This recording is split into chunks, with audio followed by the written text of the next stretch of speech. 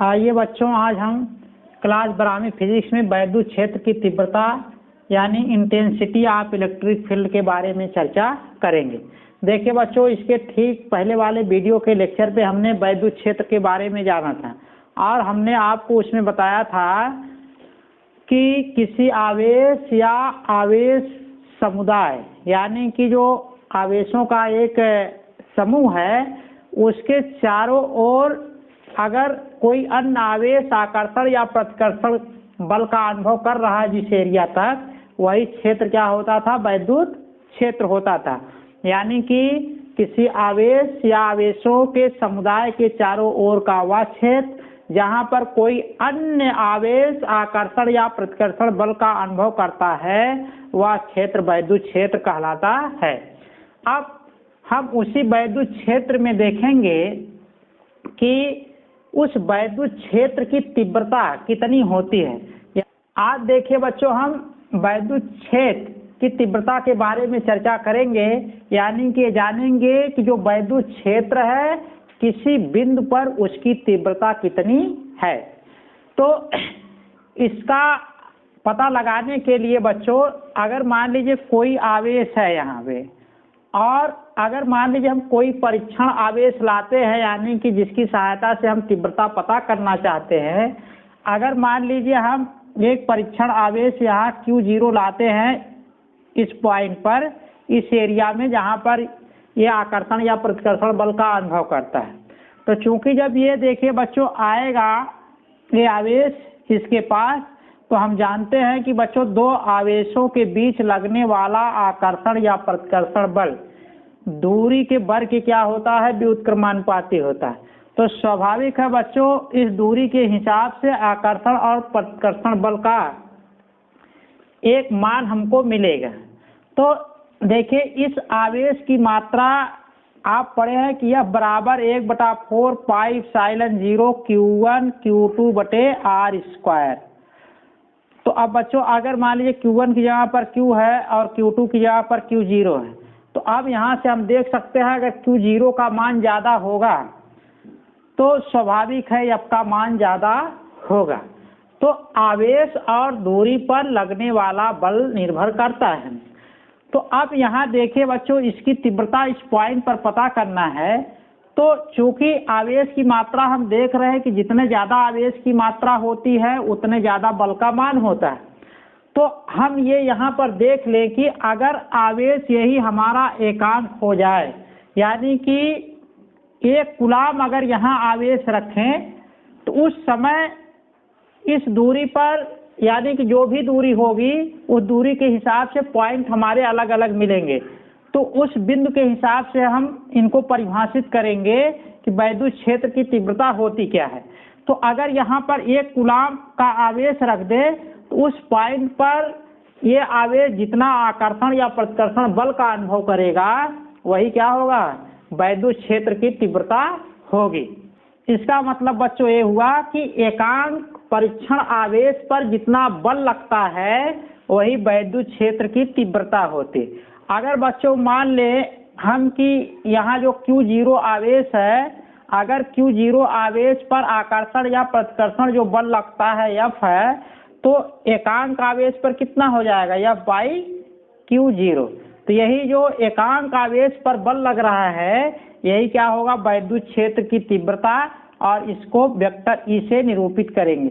और चूंकि बच्चों F सदिश राशि होता है तो इसलिए F को भी वेक्टर के रूप में, इसका मतलब कि वेक्टर F बटे Q0 हमारा क्या हो जाएगा? वैद्युत क्षेत्र की तीव्रता हो जाएगी। तो हमेशा जो तीव्रता इसमें देखना है कि एकांक आवेश पर देखना है कि अगर मान लीजिए कि दिया है किसी पॉइंट पर इस आवेश पर इतना बल लग रहा है तो इसकी तीव्रता क्या होगी। तो आप एकांक आवेश पर गणना कर लीजिए कि एकांक आवेश पर जो बल काम करेगा वही उस पॉइंट का वैद्युत क्षेत्र की तीव्रता होगी। इस प्रकार हम बच्चों कह सकते हैं कि किसी पॉइंट पर बल और परीक्षण आवेश के अनुपात को हम कह सकते हैं कि उस बिंदु की वैद्युत क्षेत्र की तीव्रता है। और बच्चों आपको यहाँ देखिए बताया भी गया है कि वैद्युत क्षेत्र में किसी बिंदु पर रखे परीक्षण आवेश, यानी कि जिस आवेश से हम परीक्षण कर रहे हैं कि तीव्रता वहां पर कितना होगा, पर लगने वाले बल, यानी कि परीक्षण आवेश पर उस बिंदु पर कितना बल लग रहा है, एवं परीक्षण आवेश के मान के अनुपात को, यानी कि जो परीक्षण आवेश है उसके मान के अनुपात को हम बोलेंगे उस बिंदु पर वैद्युत क्षेत्र की तीव्रता वेक्टर ई है, यानी कि उसको वेक्टर ई कहते हैं।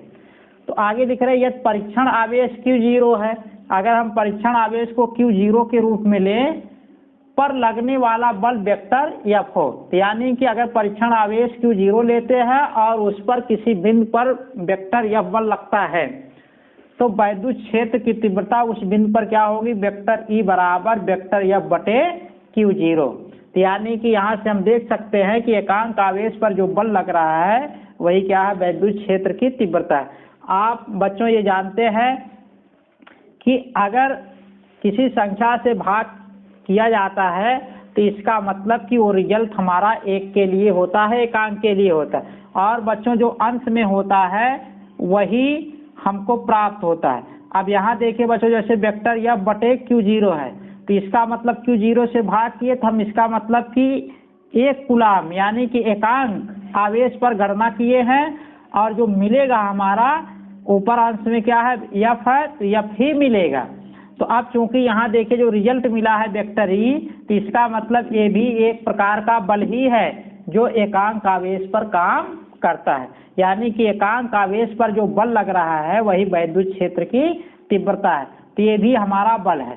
तो अंश में जो बच्चों होता है वही चीज प्राप्त होता है, यानी कि वेक्टर ई जो है ये भी क्या है, बल ही है जो एकांक आवेश पर काम करता है। तो जब भी किसी संख्या से भाग दिया जाता है तो इसका मतलब कि हम एकांक पर गणना कर रहे हैं। आगे देखिए बच्चों, MKS पद्धति में वैद्युत क्षेत्र का जो मात्रक होता है किलोग्राम मीटर सेकंड की पावर -3 और एम्पियर इनवर्स, यानी कि घात इसका -1 होता है। और बच्चों ये देखिए जो MKS पद्धति में इसका मात्रक निकल कर आया है, तो ये हम इस सूत्र की सहायता से निकाल सकते हैं, क्योंकि बच्चों वेक्टर E बराबर है हमारा क्या, वेक्टर F बटे Q0।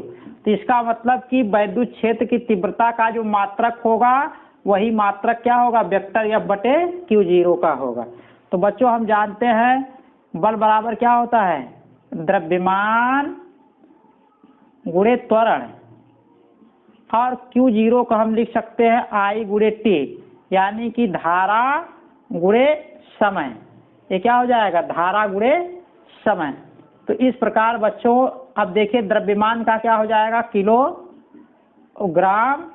और त्वरण का मात्रक क्या होता है, मीटर सेकेंड की पावर -2। देखिए बच्चों यहाँ नीचे क्या हो गया, एम्पियर और गुणे सेकेंड। अब इसको सरल कर देंगे तो हो जाएगा किलोग्राम, फिर मीटर, फिर यहाँ सेकेंड ये ऊपर आएगा तो सेकेंड की पावर -1 हो जाएगा, और जब इसको सरल करेंगे सेकेंड की पावर -2 और सेकेंड की पावर -1, चूंकि आधार सेकेंड बन रहा है, आधार समान है तो घात जुड़ जाएंगे, तो सेकेंड की पावर कितना हो जाएगा, -3, और एम्पियर ऊपर आ जाएगा, तो एम्पियर इनवर्स हो जाएगा। चूंकि नीचे एक घात है, यहाँ देखिए एक घात हम मान सकते हैं, जहाँ कोई घात नहीं है हम वहाँ एक घात मान सकते हैं, इसको एक घात लगा सकते हैं, और जब ऊपर लाएंगे तो क्या हो जाएगा, -1 हो जाएगा। तो इस प्रकार बच्चों वैद्युत क्षेत्र की तीव्रता का मात्रक MKS पद्धति में क्या मिला, किलोग्राम मीटर सेकेंड की पावर -3 एम्पियर की पावर -1। अगर बच्चों इसका बीमित सूत्र निकालना है तो इस मात्रक की सहायता से हम बीमित सूत्र लिख सकते हैं। देखिए वैद्युत क्षेत्र की तीव्रता का बीमी सूत्र बराबर, देखेंगे किलोग्राम का क्या हो जाएगा M, और मीटर का क्या हो जाएगा L, और सेकेंड के लिए हो जाएगा T, और फिर इस पर घाते कितना लिखा है -3, और एम्पियर का क्या हो जाएगा ए की पावर -1। ये बीमित सूत्र हो गया। बीमित सूत्र बच्चों हमेशा मूल मात्रक की सहायता से निकाला जाता है। हमेशा अगर किसी राशि का हमको बीमित सूत्र निकालना है तो पहले हम मूल मात्रक में उसको चेंज कर लेंगे। अगर मान लीजिए अन्य पद्धति में दिया गया है तो पहले उसको मूल मात्रक में चेंज करेंगे और जैसे ही मूल मात्रक हमको मिल जाएगा मूल मात्रक की सहायता से हम बीमित सूत्र को लिख लेंगे। ठीक है बच्चों, अब अगले टॉपिक को हम अगले वीडियो के लेक्चर में चर्चा करेंगे।